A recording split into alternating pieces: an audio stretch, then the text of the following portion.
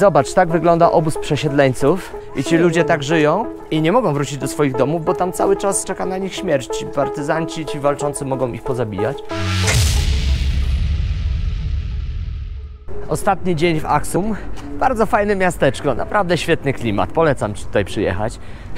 Noga już jest dobrze, więc mogę się przejść. Natomiast nie zobaczyłem tych wszystkich atrakcji historycznych.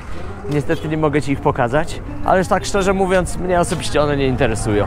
Pomniki jak pomniki, monumenty jak monumenty, ruiny jak ruiny i tyle. Bardziej interesuje mnie spotkanie z ludźmi, pooglądanie jakichś rynków, bazarów.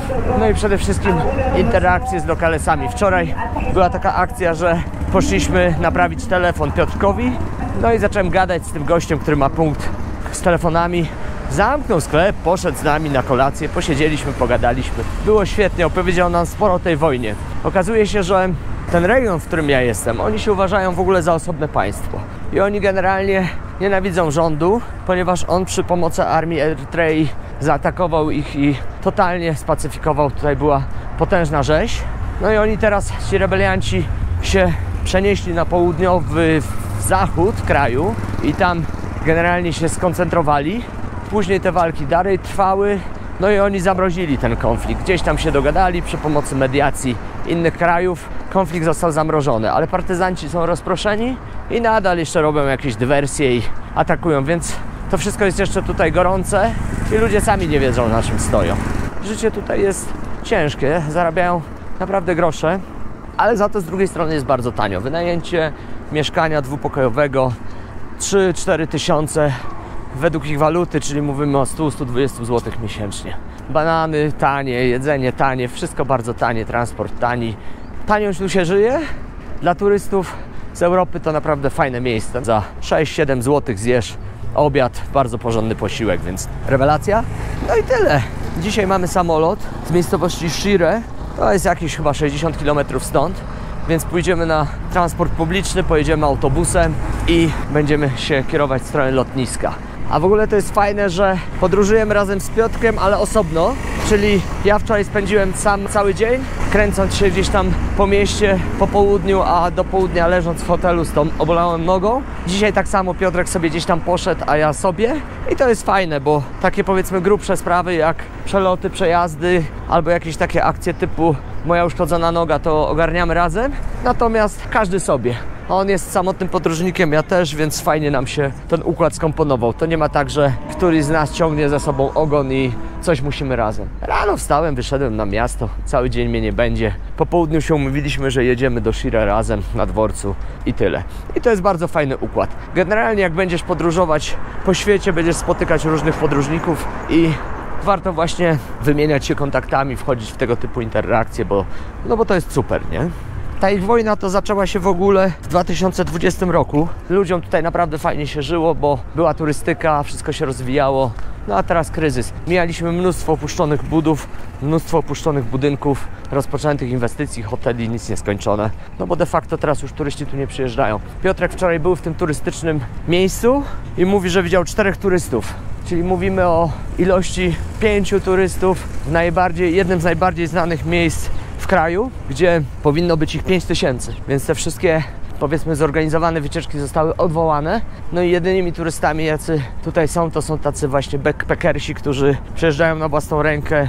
Po pierwsze nie boją się zaryzykować i jadą przez te tereny, które są de facto cały czas objęte konfliktem zbrojnym, więc tam jest bardzo niebezpiecznie. A po drugie te wszystkie niedogodności, czyli transport publiczny, to też jest dosyć uciążliwe. Myśmy jechali ten odcinek kilkaset kilometrów, cały dzień praktycznie, w ścisku z lokalesami, warunki trudne. To miasteczko jest wyjątkowo fajne, ponieważ 100%, prawie 100%, no większość to są chrześcijanie, więc nie mają żadnego problemu z nagrywaniem ich, w przeciwieństwie właśnie do muzułmanów, bo tam jest cały czas opór, jeżeli chodzi o ten temat. A druga rzecz to taka, że tutaj ludzie rzeczywiście są bardzo przyjaźni. Nie ma jakiegoś nagabywania, zaczepiania, raczej jest pozdrawianie, uśmiechanie się i tyle, no bo oni za bardzo po angielsku nie potrafią nic powiedzieć. W ogóle jest ranek, zobacz, wszyscy się budzą, ruszają, miasto zaczyna żyć. Dzionek się budzi. Kolejny fajny dzień. Jak się masz? Dobrze?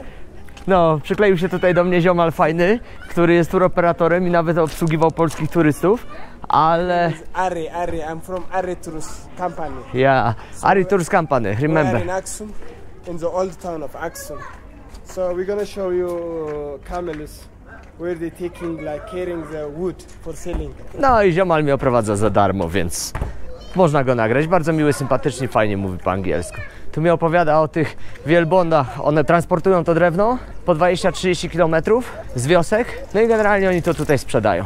To chyba na opał, zaraz go dopytam. A teraz idziemy w ogóle na stary rynek, zobaczyć co i jak tam. Bazar działa raz w tygodniu w sobotę. Dzisiaj nic nie działa. Dzisiaj tylko taki handelek, powiedzmy, bieżący. Wood to buy for fire. Sometimes it's get off the electricity in the town. Fire for coffee, for cooking. I realized injera. that in the hotel. It was like no electricity now. Yeah. So this is the chickpeas. Chickpeas? Chickpeas, it comes from the village they are selling. This is a fresh one. Yes? So you can eat like this. What is it? Inside chickpea. Ah, I see. So people from village comes here? In the morning, Yes, and sell. and they sell their product. Yes. But especially in Saturday, they come like a lot of people from the countryside Uh-huh. to sell their products. I Also, see. the people who live here in Aksum, Yes? they make shopping especially in Saturday because they got cheaper Aha. and also they get fresh one. Ah, I see. Also, they can get like cheaper. They can compare the price because they have many products that time.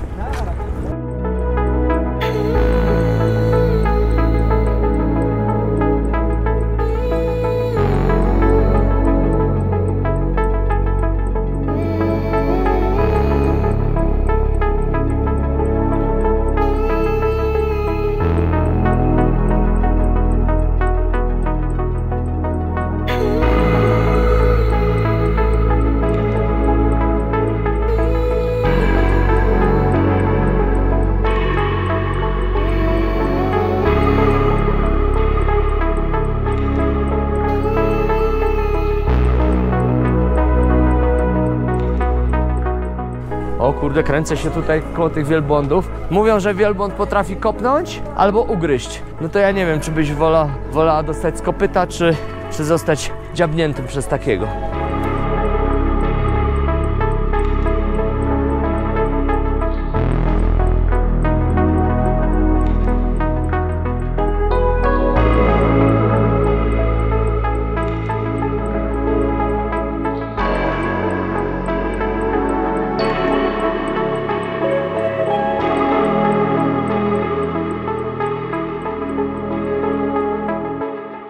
No i w ogóle taki cichy dzień. Zobacz, sami sprzedający, zero kupujący. Jestem tu jedyny, ale nikt nie nagabuje. W ogóle to miasteczko jest bardzo fajne. Okazuje się, że tutaj nie mieszkają chrześcijanie, tylko ortodoksi. Ja muszę później sprawdzić, czym się różnią. Rozumiem, że to jakiś odłam, ale generalnie 100% to są ortodoksi tutaj w tym mieście. I generalnie oni tutaj zarabiają bardzo mało. Zaraz tego ziomala wypytam. What's the average salary here? Here it's like teacher is like 8 to 7,000 birr. A, czyli nauczyciel zarabia 7-8 tysięcy birów. This is a leaf we use for the local talla, handmade beer. Yeah, it's handmade, homemade. It's alcohol, but it's not machine. You don't know how many percent of Ah, but it's like fermented, yes? Yeah. How much is one egg? Like In beer. 20 birr, between like 15 to 20 birr. 15-20 beer. Okej. Czyli za jedno jajko 15-20 birów. Bardzo tanio. How much is for one chicken? The chicken is it's depend, Depend. but you can get like started from 800 to like 1,000. 1000, 30 zł. And also there It's are quite expensive. two kind of chicken. Aha. Which is, we call them Farangi chicken Yes? and it's Habesha chicken. These are the Farangi chicken, the small. I see. Kurczaczki. This is for coffee.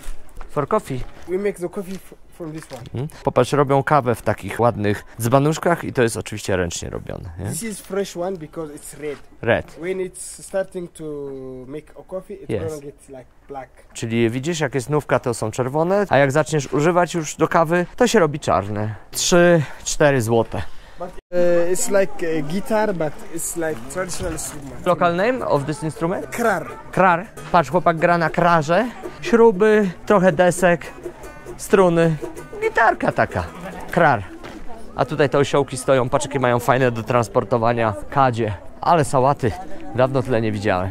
Generalnie to oni mają tutaj bardzo ograniczony asortyment. Czosnek, sałata, papryka chili, buraki widzę. Wszystko to, co na wiosce wyrosło.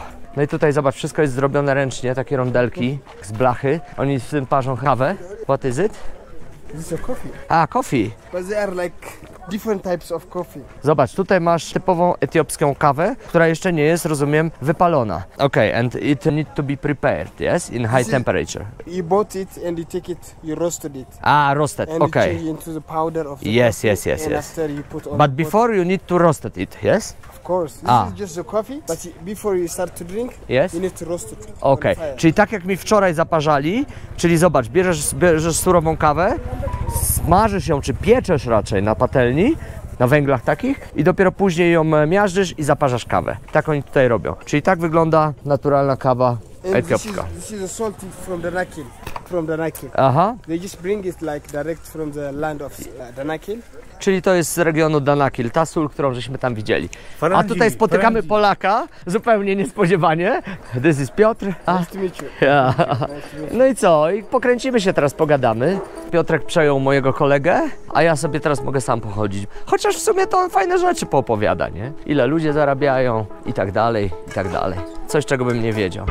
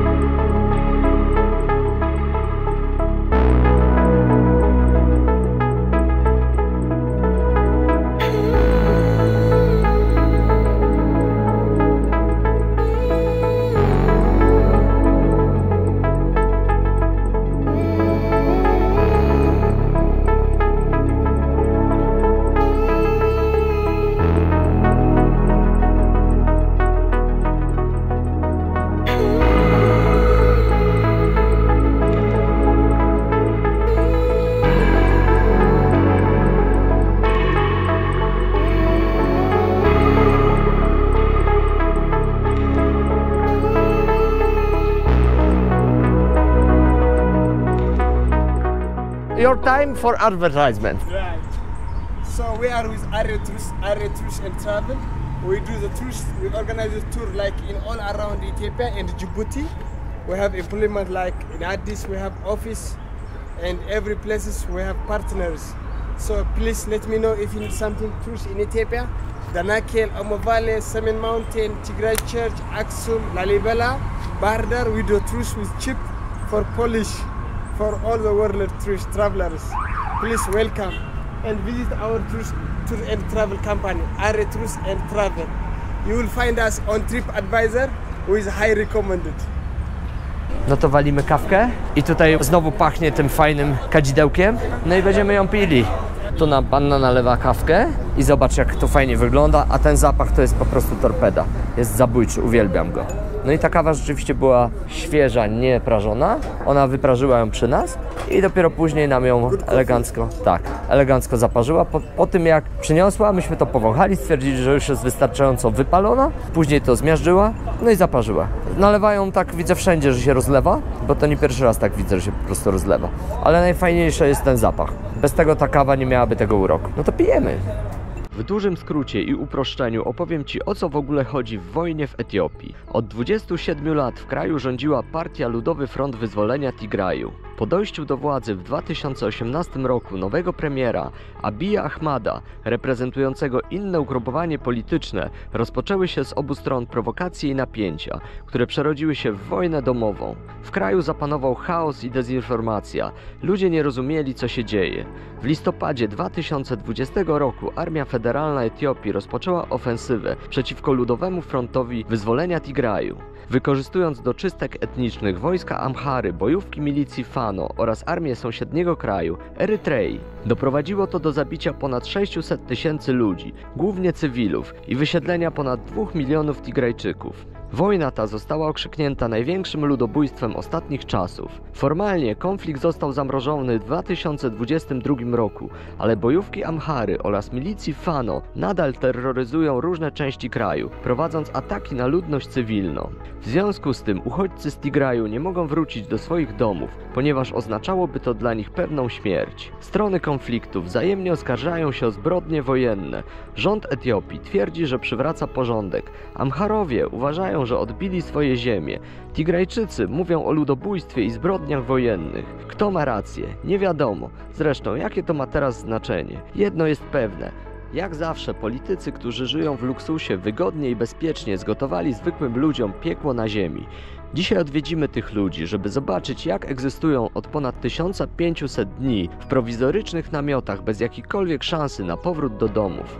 But this is like preparatory. Preparatory is like grade 11 and grade 12 school. But this time it's occupied by displaced people, internal displaced people. They are originally from Tigray, but it's occupied. Their home is in the western part of Tigray, in northwestern Tigray and eastern part of Tigray. Because it was a war happening like in 2020 on the beginning of November. So still they never go back to their home. They displaced like for 1,535 days in a camp.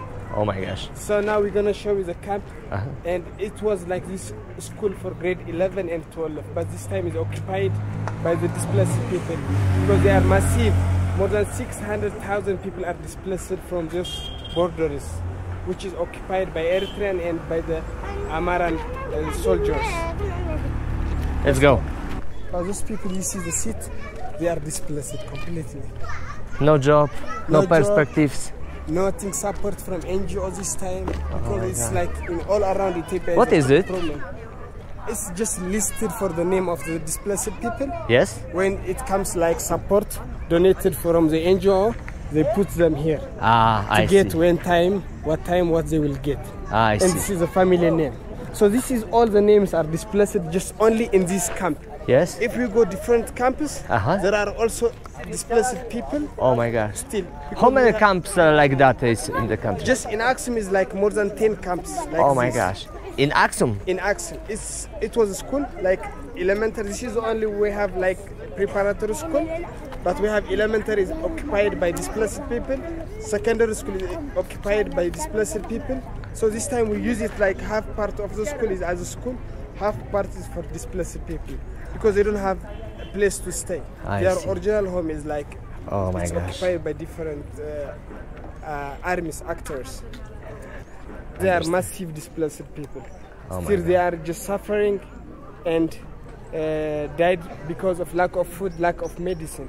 No one is supporting this time for this displaced people. Even the Tigray government, he doesn't support them this time. I see. They are just fighting each other for like position, for their seat. No one is like visiting them. So bad, so bad. Jak ci tu ludzie mieszkają w szkole, która została zaadoptowana na tymczasowy obóz dla uchodźców, natomiast ten tymczasowy stał się stałym obozem i tych obozów jest tutaj multum, tak jak on powiedział. No i to jest szok, ponieważ to się wydarzyło niedawno, 2 lata temu, więc ci ludzie byli mordowani, zabijani, straszne rzeczy tu się działy. Rząd zaprosił armię sąsiedniego kraju, czyli Erytrei, do tego, żeby niszczyła swoich własnych obywateli. No i stało się to, co się stało. Oni potracili domy, dobytki, wszystko, musieli być przesiedleni, uciekać. No i teraz żyją sobie tutaj w tej szkole i w tych barakach dookoła tej szkoły. Widzisz, jak te aluminiowe puszki wyglądają. I nie mają żadnych perspektyw. Ani pracy, ani wykształcenia, ani nic, co mogłoby ich dobrego spotkać w przyszłości. Jesteśmy w takim regionie kraju, który został chyba najbardziej zdewastowany.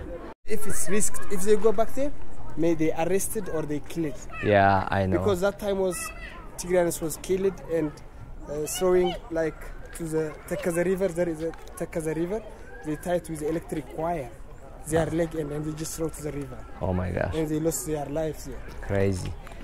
No on mówi, że tutaj takich obozów przesiedleńców w tym mieście jest 10 czy tam kilkanaście, a w najbliższych miastach jest ich dużo, dużo więcej. Więc jeżeli człowiek by przejechał się po wszystkich miastach tutaj dużych w okolicy, no to są setki takich obozów i ci ludzie tak żyją i nie mogą wrócić do swoich domów, bo tam cały czas jakby czeka na nich śmierć. Ci partyzanci i ci walczący mogą ich pozabijać.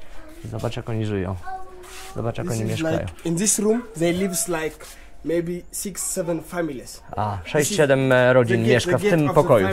Aha. So with their kids. Yeah. This was we use it like for a room for a school, but you can see.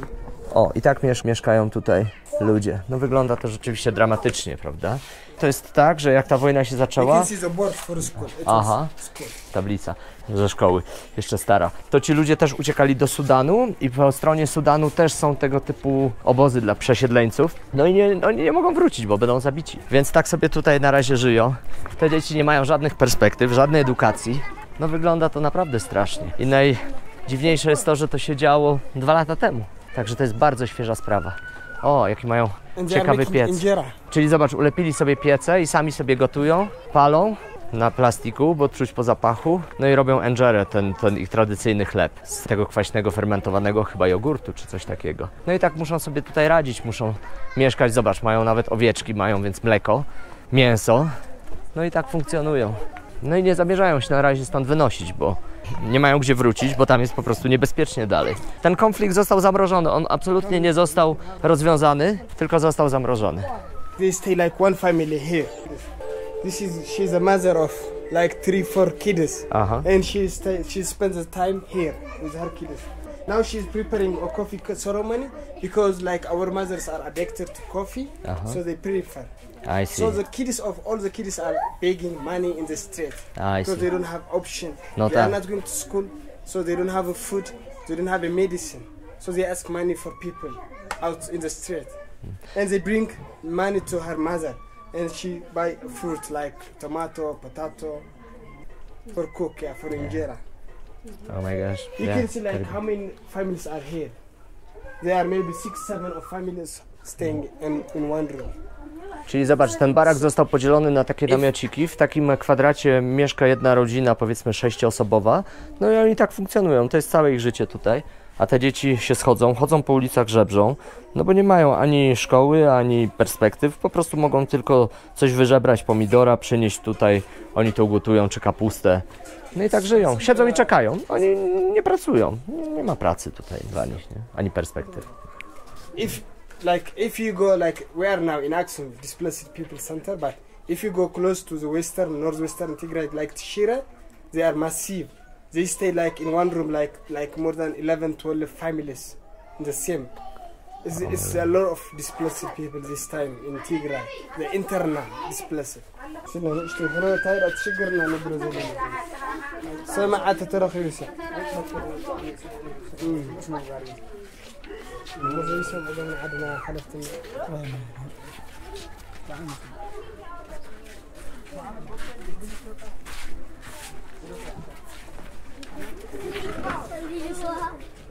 This is like also tents, yeah. Yes. Like tents, yeah. Hello. No i tak mieszkają, zobacz. Nawet mają swoje zamknięcia albo na haczyki. No i tutaj właściwie nie ma co komentować, nie ma co pokazywać. No, widzisz jak to ich życie wygląda. Wygląda po prostu tragicznie. Powiem szczerze, że nie miałem świadomości. Dopiero jak człowiek przyjedzie i zobaczy coś takiego, to aż się łza w oku kręci. Even the kids, they don't have proper like toilet room. They use here, you know. Czyli nie mają toalety, załatwiają się jak widzisz tutaj. Małe dziecko się załatwia. No warunki sanitarne są dramatyczne. Ci ludzie zostali zostawieni sami sobie. Dowożą im czasem wodę, tam widziałaś tą beczkę. Natomiast nie dowożą im jedzenia. Oni muszą sami organizować jedzenie. A nie mają pieniędzy, nie mają pracy. Jedyne co mogą to żebrać. No to chodzą i żebrają. No i tak tutaj żyją. Bardzo ciężko im tutaj żyć. Naprawdę ich szkoda. This is a sorghum. Sorgo. I know sorgo. For injera. Yeah, injera. We use normally for injera is teff. but teff is an expensive crop. I see. So they use this one. I see. Sorghum for injera. Tu jest jakaś organizacja światowa, charytatywna, która nastawiała te namioty. UNHCR, Refuge Agency. Powiem szczerze, nie znałem ich, później wyczytam co to za organizacja. Ale spójrz, jaki to jest potężny obóz. Ile tych ludzi tutaj jest, ile tych namiotów tutaj stoi. A to jest tylko jedna szkoła.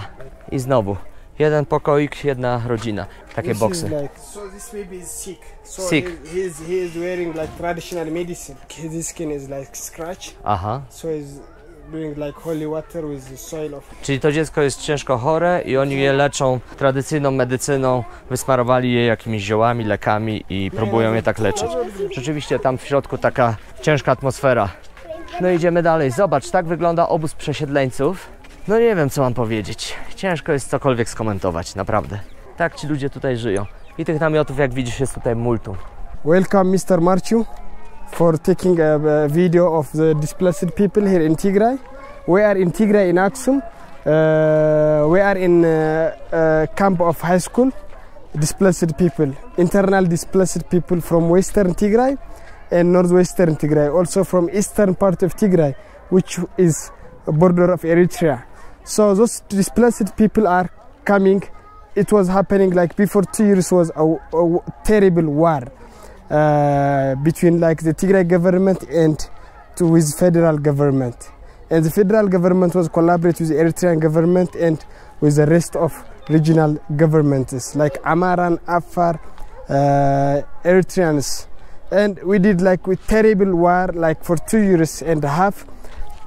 And those are displaced people from that border. Still it's occupied, they are home by the different actors like Eritrean troops and Amaran troops. So they never go back like for 1,535 days. They never went to their home. Still they are suffering in this displaced camp. Even the Tigray government this time, he doesn't remember them. They are fighting each other, the politician, for their position. So no one is just visiting, supporting those displaced people. So just you can see this is like the high school preparatory school. It's occupied by displaced people. This is one example. But we have like more than 10 schools are occupied by displaced people. Not only here in Aksum, if you go to Mekelle, to Shire, to Adwa, it's occupied, all the schools are by displaced people. Still, if you go to Sudan, also it's displaced. Tigrayan people are suffering because of this, what's happening, this war. Those are from displaced family kids. We find them like when they are playing football. So we are worried of those displaced kids. They are not going anymore to school because of they are living in a camp. They are suffering because they just begging money on the street because they need for food and for school to buy exercise book. So please, the Tigray government, please concern on the displaced people, not on their seat, on their position. Please concern the Ethiopian government on the displaced Tigrayan people. There are displaced more than 600,000 people in Tigray, which is internal displaced from the border. So all the displaced people are asking, they want to go home with peace, with safe. They want to be, they have a land, they have their own home. So please, who look this video, support for the Tigrayan displaced people. Thank you. No zostałem tutaj otoczony przez te dzieci i przez tych ludzi. No i jestem w szoku, bo oni błagają o to, żeby opowiedzieć o ich losie i pokazać, jak oni żyją. Powiem szczerze, nie spodziewałem się tego, w ogóle nie wiedziałem, że jest taka sytuacja. A tego ziomala spotkałem, można powiedzieć, przypadkiem na mieście. Więc teraz no, zaprowadził mnie tu, pokazał. Oczywiście dzieci się cieszą i tak dalej, ale mnie otoczyły, nie mogę przejść. Natomiast no, ich sytuacja jest opłakana. Więc to też jest ciekawe, że pomimo tak tragicznych warunków dzieci potrafią się cieszyć życiem, jakie by ono tam nie było. So after the war, what was happening, the young people, they give up on the Tigrayan governments because after starting fighting each other for position. So the young people still, they are going like through Djibouti, through Yemen. They are suffering because they give up on the government of Tigray. Because more than like 65% of the young people in Tigray, they don't have any job this time. So they are just thinking of stress. So they decided to go out of Ethiopia to just starting and to survive. So they are just going like as immigrants. So they are suffering. Opuszczamy Aksun, jedziemy do miejscowości Shira. Stamtąd nas zabierze samolot na południe do stolicy. No te sceny, które widziałem, były po prostu wstrząsające. Ci ludzie, którzy zostali zostawieni absolutnie sami sobie, nie mają jedzenia, nie mają pieniędzy, nie mają żadnego wsparcia, żadnej opieki medycznej, absolutnie nic. Jedyne co mają to jakieś takie namioty, które pokazywałem Ci na nagraniach. No i to po prostu jest zatrważające. Przerażające sceny. Jeszcze nie mogę się otrząsnąć, ponieważ dla mnie ten konflikt to był jakiś tam konflikt, jak to się ładnie nazywa. Było to kiedyś, a to się okazuje, że to było tu i teraz. I to jest rzecz po prostu niesamowita, przerażająca. Jak przyjadę, dopiero to wszystko przemyślę i zobaczę, co opublikować, a co nie, bo to są rzeczy bardzo drastyczne, bardzo delikatne.